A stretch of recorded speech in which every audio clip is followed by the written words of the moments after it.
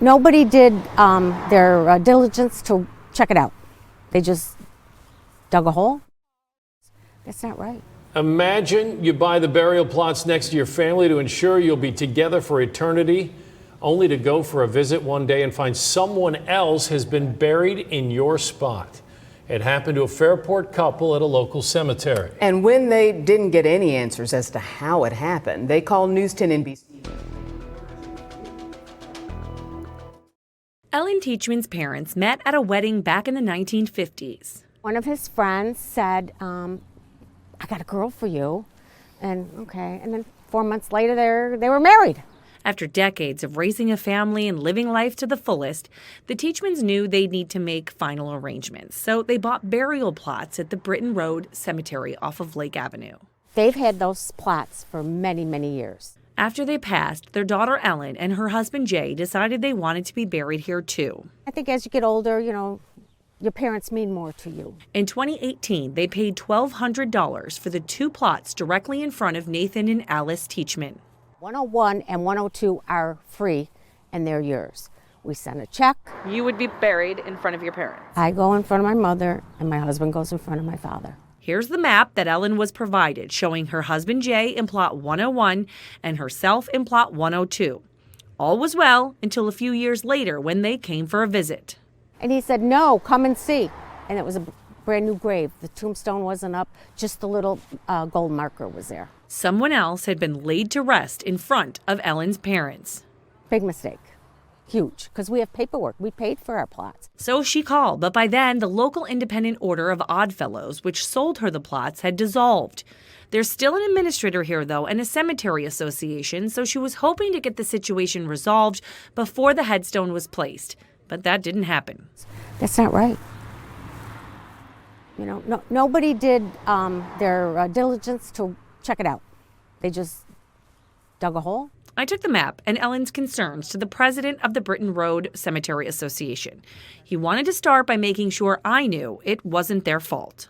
We actually don't own any plots. They're owned by the individual member organizations that most of them no longer exist. Old temples, synagogues, and fraternal organizations. And the map Ellen has, he says, is outdated. And it shows the Schwartzes that they're buried in the road, which obviously is not the case. That's true, but why would that throw off the whole row in front of it? I think it's pretty clear that she chose these 2 plots and they are directly in front of her parents. Right. So they're actually, when the time comes for her, they're not going to be that far off. But that still doesn't answer the question of why there's another woman buried in what appears to be their plot. Who dug the hole, though?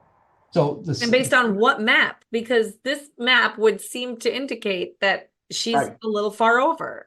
So that's correct. So the holes are actually dug by a contractor that Britton Road Association utilizes to do the actual burial, but they do it in conjunction with the family and with the funeral home. Neither of which sold the initial plots, so we're back to square one.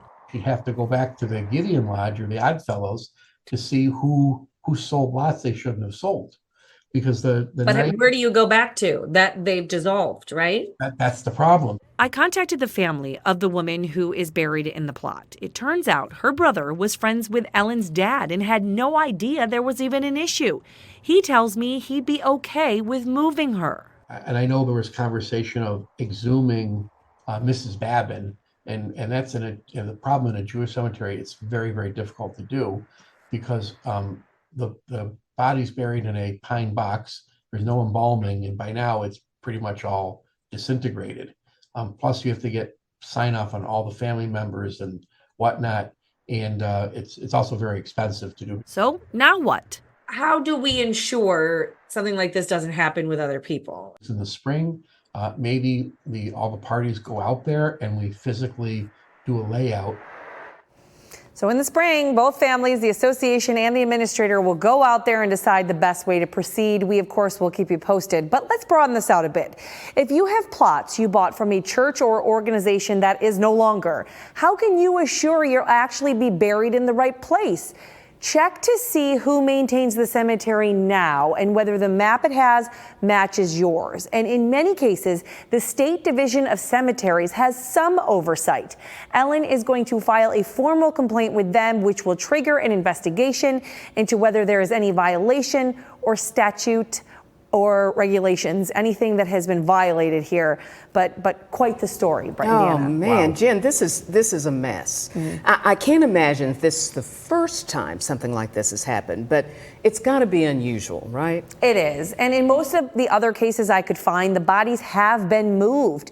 But Jewish traditions in this case may make that too difficult. From a legal standpoint, technically, Ellen's receipt doesn't spell out the exact latitude and longitude of her plots. I mean, I think it's pretty obvious she wanted to be in front of her parents. But, you know, we'll have to see what happens in this case. Now, it's not totally uncommon for a plot to be sold, and then there's a rock that's too big to move or something else beneath the ground that they discover when they start to dig it. But in those cases, there's typically a conversation with the family before the burial of where to move their loved one. What a mess. What a mess. Yeah. That's a tough one. Thanks Jen, so much. thanks.